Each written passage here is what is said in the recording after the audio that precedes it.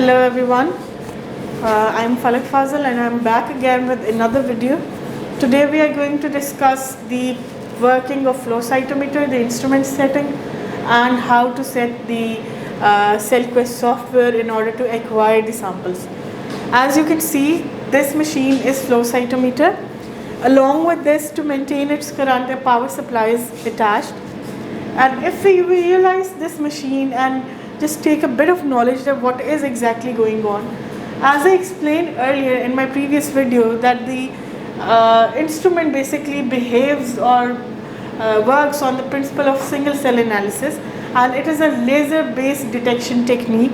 So this machine works on the laser that is being provided by emission of or excitement of the laser on different wavelengths.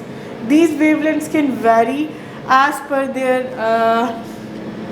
channels, that on which channel is the fluorophore going to fall. Over here, if you see that the instrument also depends upon the hydraulic press system, like it is pressurized, the machine needs to be pressurized. If the machine isn't pressurized, this won't be working any much. So you can see right over here that this is the supply channel, and there is as I told you earlier, that the cells should be kept in a fluid material. So sheath over here provides the electrolyte, the fax sheath provides the electrolytes, and it maintains the cell in a suspension form in order to emit any light on it. So this is the sheath tank, and this sheath tank supplies the sheath to the material, to the machine, to keep it in a, when once the sample is picked, it keeps it in a suspension condition. Whereas the rest of the material, once it's rinsed off or stuff, gathers in this waste tank. So this is all about the supply tank. So prior to starting on or turning on the machine, you should always pressurize the vents. So you can see that each of the block over here is pressurized, tank is pressurized. Now sheath tank doesn't move. It means that the machine is in operative state. This is the visual display of the status of the machine. Once the machine is turned on, its status is not ready. As the laser beam needs some ignition to heat itself up, once the laser is heated enough, it changes its status from not ready to standby. Standby is a condition of machine when it is all done, it's all okay, and you can now start acquiring your samples. So this is the hard start. Once you change the knob from here to hard start, the status of the machine changes into ready. Ready means that currently the machine is in ready state and it's ready to acquire all of the material that you are just keeping over here in the fax tube. Now, this is the capillary action of the fax tube. The capillary action of the fax tube is used to generate a pressure and pick or just acquire a single suck a single cell in a form, and it depends upon each of the machine has its own suction ratio or the suction capacity. The suction capacity of this is 0.01 1 ml per 0.01 second. The software which we are going to use in the acquisition is CellQuest software. Now, after the CellQuest software is open, you have to connect this cytometer to your desktop or the working machine. So as I've already connected the cytometer and as I've already set every of the platform, I'm just going to give you a brief, quick tutorial of how we are going to connect it. This is the option. It is right now showing disconnect, but as we have connected the cytometer, we will go on acquire tab and we will connect it to the cytometer. After the cytometer is connected, we have to maintain few of the materials in our mind, few of the parameters in our mind. You have to always check the status of your machine. So on this tab, you can see that there is a cytometer option, and cytometer option has different, like what is the ratio of detectors and amplifications, what is the compensation, what is the threshold, and what is the status of the machine. The most important is to check the status of the machine. The status of the machine is right now standby. As you can see, it's standby. it is depicting all of the parameters, that the test pulse is off, the laser power is heated enough, the laser current, these are automatically set. The thing you have to keep in mind in case of maintaining the hydraulic pressure is that availability of the sheath fluid and the waste tank. Both of these tanks are kept on their right position and the machine is pressurized enough. Now these are the detectors. Detectors are used to study that on which channel which particular thing will fall. Like we have detection of forward scatter.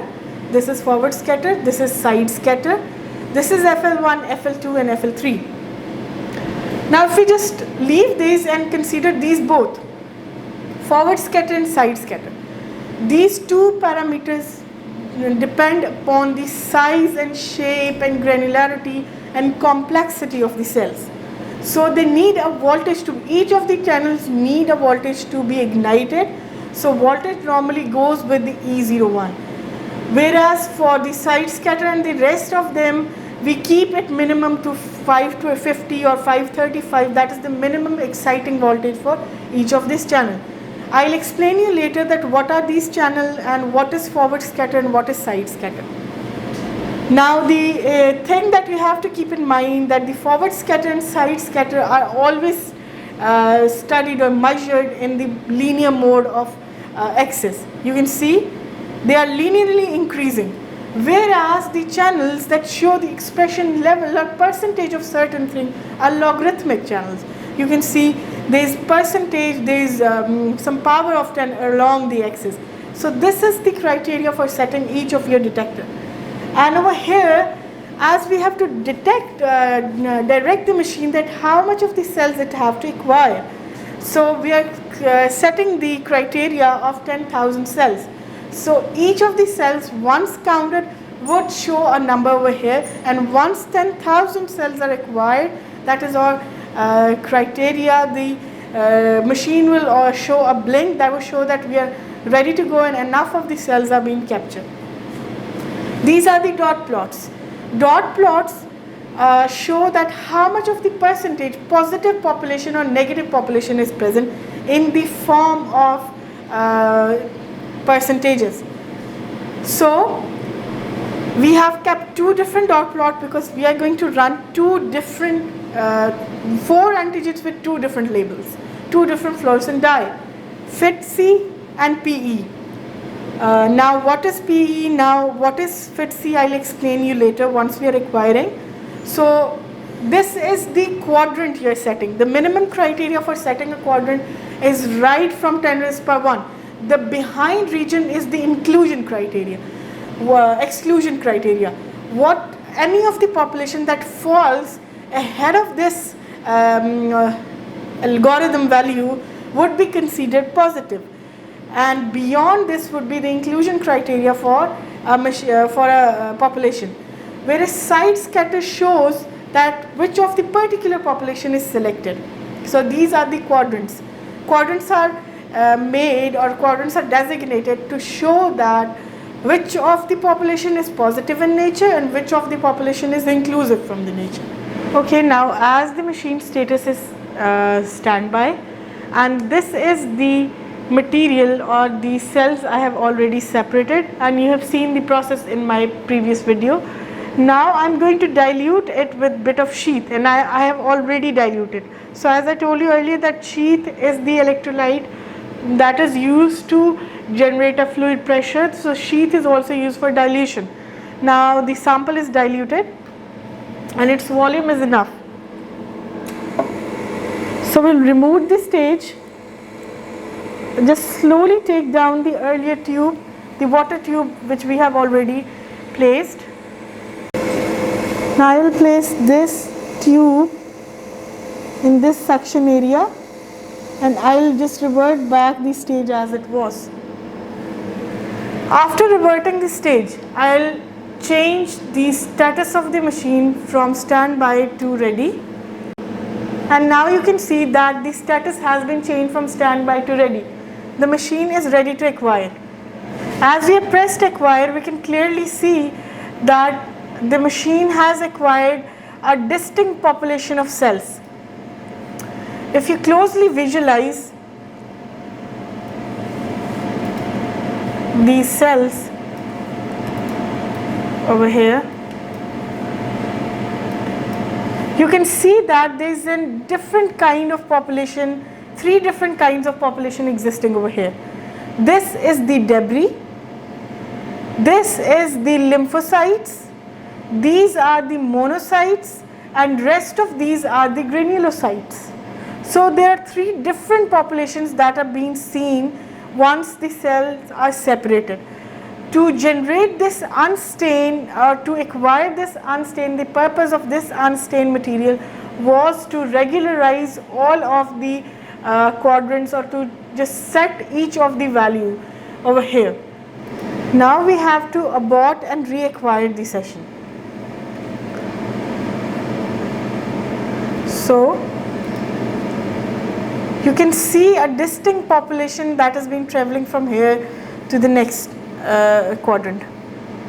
The principle of acquisition solely depends upon the gating principle.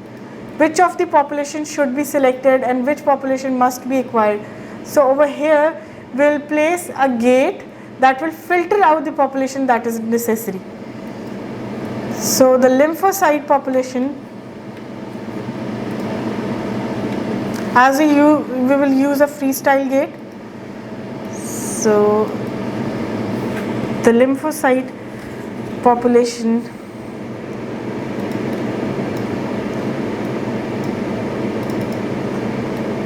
is falling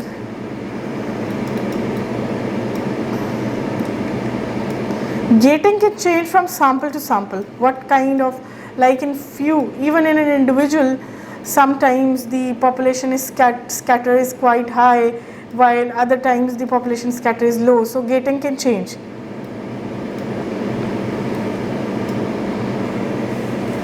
So right over here we'll just filter out the rest of the plots. So from we'll change no gate to gate 1,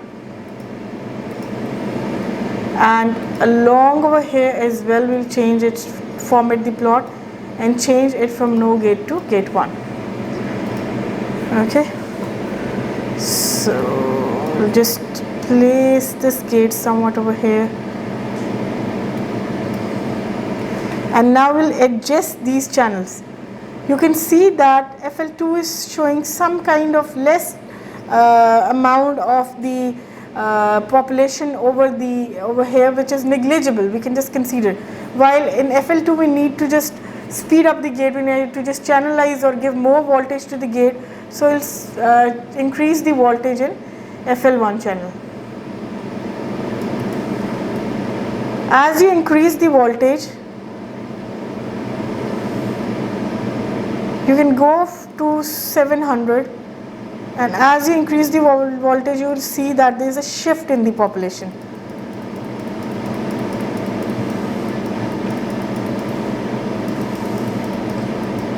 This shift is showing that the inclusion criteria is all set, it's all good, whereas for FL2 will also reduce a bit because the population would be somewhat more than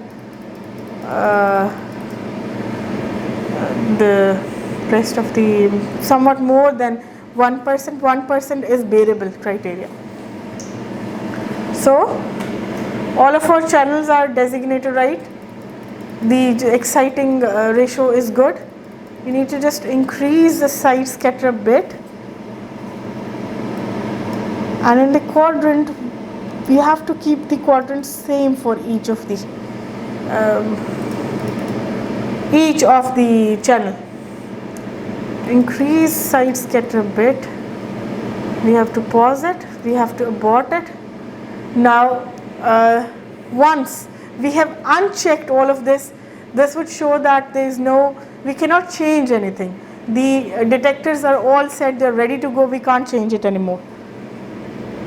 So we are unchecking this option, and before that we have to designate a path where the acquisition should be stored, where this particular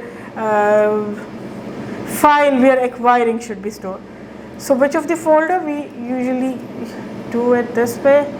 I'm making a new folder. The customer name is as with reference to the customer name.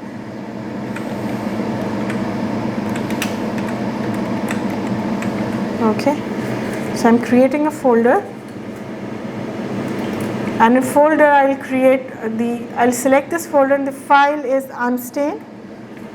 So I've selected the file as well. Now the sample ID is unstained. Okay, cancelling it. So once I uncheck this is showing that on desktop I'll save it to this particular path. So I'm ready to go. The machine would start acquiring from the very basic phenomena from where we started earlier. So this is a gradual increase in cells, and you can see the population that is coming over here. And this is the cell counters. Once it is done till 10,000, so we are ready to go. We'll go with this stuff. It would blink.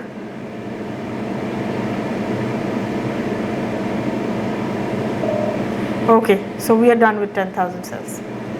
So you keep it checked, and now it's turned for the next tube. So we are going for the next tube, and over here you can see there is a very less amount, around about 150 microliter.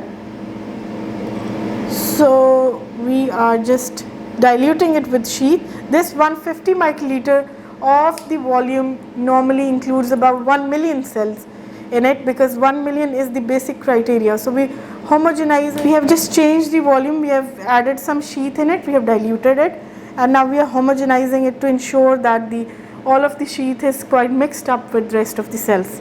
I'm dragging the stage back, carefully removing the tube, and then again attaching the CD4 tube. Now the status is changed. It's into ready status. So we are going to study the CD4 molecule. As you can see right over here in this reaction, the CD4 antibody is attached to PE. PE is basically a fluorophore. And what is the function of PE, or what is PE basically? PE is a bright red orange kind of fluorophore that excites round about from 488 nanometer to 561. So FL2 channel over here, you can see there is some positive population as well. I'll discuss it. But FL2 channel over here is showing the wavelength that ranges from 488 nanometer to 561 nanometer. So the PE would fall over here. The PE population, positive population, will fall over here. So we have already gated the cells once. Now the session is to pause and abort. We have aborted this session. We are starting it from again, and everything is all set. So we are going to parameter description, and the file name would be changed. Folder must be the same as it was earlier. So the file is CD4.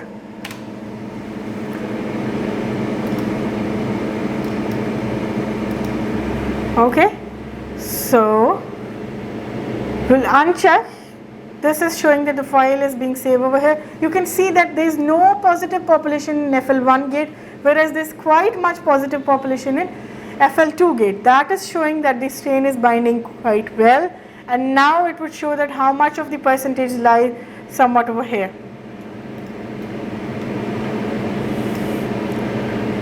We have unchecked. You can see a bit of population falling over here. So what is function of CD4? CD4 cells are normally the T helper cells, and they are responsible for inducing cell mediated antigen response. T cells are the CD4 are T helper cells that are expressed on the cell glycoprotein membrane, and they are also known as helper T cells. CD4 glycoprotein serves as a receptor for T cells. They recognize the antigen on the surface of antigen presenting cells, and they also recognize antigens presented along with MCH class 2 molecules. The function of these CD4 cell is to target other immune cells, to induce other immune cells to target some immune response by secreting cytokines upon recognizing any foreign antigen. Now the other antigen we are going to use is CD8, and then place another FX tube, place the stage again, change the status from standby to ready. Now the step is to acquire again. See the population. So this would somewhat be the lymphocyte population. These are granulocytes. This is the lymphocyte population. As you can see that once we placed it on this particular population, there is a clear evidence of CD8 positive cells. You can see the positive population. So we are ready to go. We abort it. Now we set the parameters. The file name is Cd8.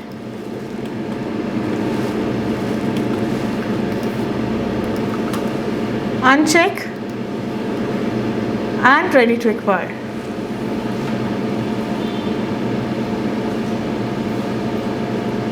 So this is the population that is slowly coming over here.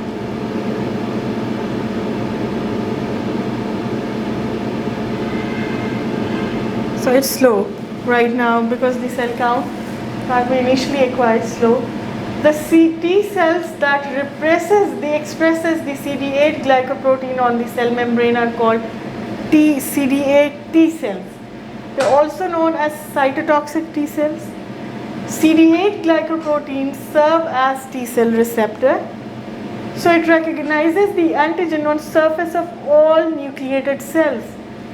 And they also recognize the antigen present on MCH class 1. So CD4 recognizes on MCH class 2, whereas CD8 recognizes on MCH class 1. And they induce the death of virus infected cells or tumor cells by lysis or apoptosis. So basically they are involved in apoptosis induction. The channel over here, FL2, coming back to the fluorophore that is attached, there is two kinds of staining. One is indirect staining, the other one is direct staining.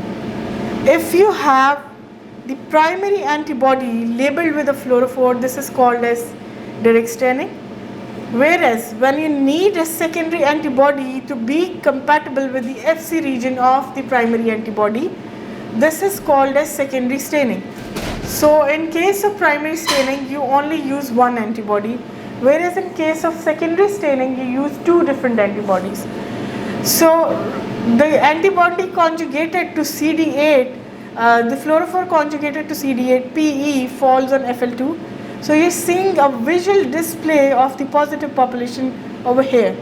Whereas as it is not bounded on FL1, it doesn't show any pattern on FL1. You can see that none of the thing is overlapping and all of the entire population is inclusive of the region where it is placed.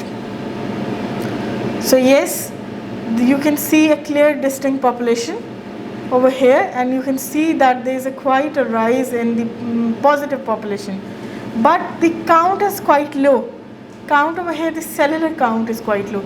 Sometimes it is not necessary that every individual would have the same amount of WBCs in their peripheral blood or lymphocytes in their peripheral blood. It can vary according to the viral stage of a person or the health condition of the person. So they can vary among individuals.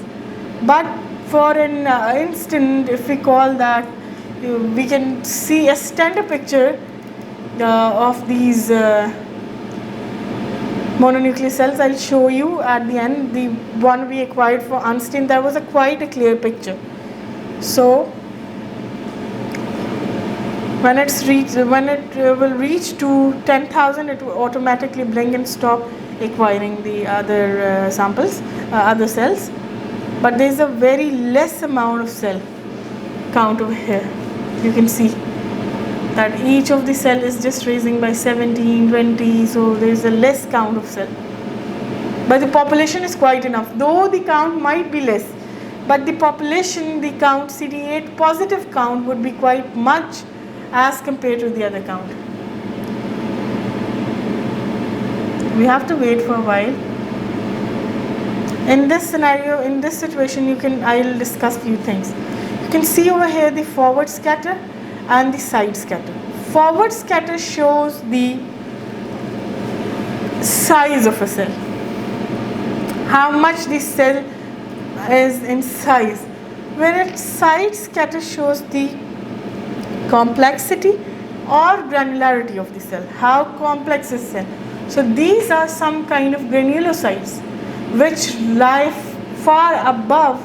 This is an artifact, not I'm talking about this population, which lie far above the rest of the cells, and these are monocytes. Monocytes are also large in size and much complexer than the lymphocytes. Lymphocytes are these cells, they are quite less in complexity and they lie around the axis as well. It depends upon what kind of cell is your target. Sometimes you deal with macrophages, sometimes it's monocytes, sometimes it's any other cell. So it depends on which of the cell is your current target right now. So yes,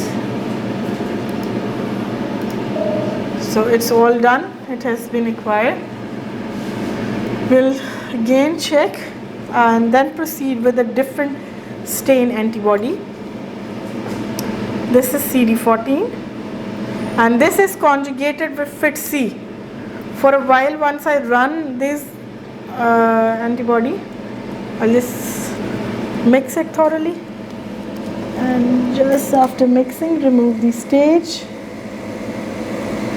pull out the antibody, tube, wax tube, place another tube, close the stage. Now for Cd8 antigen, you can see that as we have selected the lymphocyte population, Cd8 antigen is attached to FIT-C, which is the fluorophore over here. FIT-C is a fluorophore that emits its laser beam from 475 nanometer to 650 nanometer. These value comes in between somewhere over here, but the maximum value at which the peak ignites is 525 nanometer. So you can clearly see that there is a visual impact of the cells along with the FL1 population. There might be some cells with FL2, but the maximum populations lie somehow between the FL1. So I would pause it, I would abort it for a while, I would just create a file. So this is CD14. CD14 is a T helper cell as well.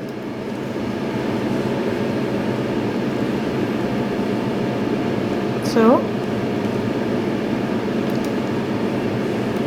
once it's done, we can just acquire it.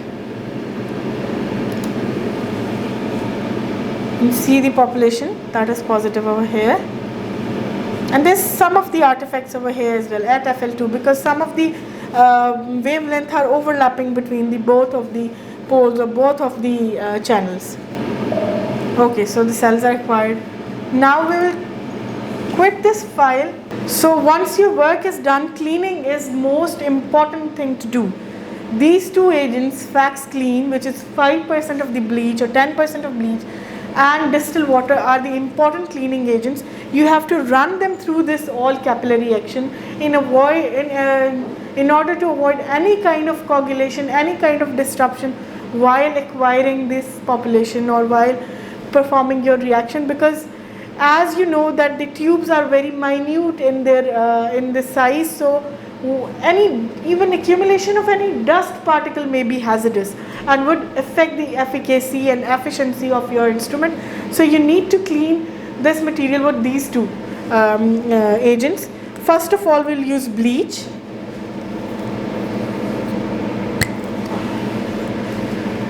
Bleach would just rinse off if there are any kind of cells. So I'll just run it with an open stage. Once the stage is open, maximum of the population, maximum of the amount, it's uptaking the amount.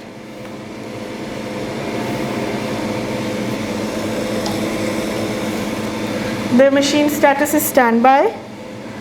Once the maximum quantity of bleach is just sucked or it has been passed through the entire capillary channel, you can revert back the stage. Stage would just run this bleach inside the machine so that if there is any coagulant or any material that is just disrupting this capillary action could be just removed or washed away immediately. So I'm just placing the stage back. Now you can see that there would be a certain deflection in the peaks. I'll just move it to ready. Now this shift in beats would show that the bleach is running among the. I'll just keep it for some 5 minutes, and after 5 minutes in the similar way I would run distilled water. So this was all for today. I hope you people found it quite informative, and I hope you got to learn so many things. And if you have any queries, you can write in the comment section and we can deal with it. Thank you so much. Love this.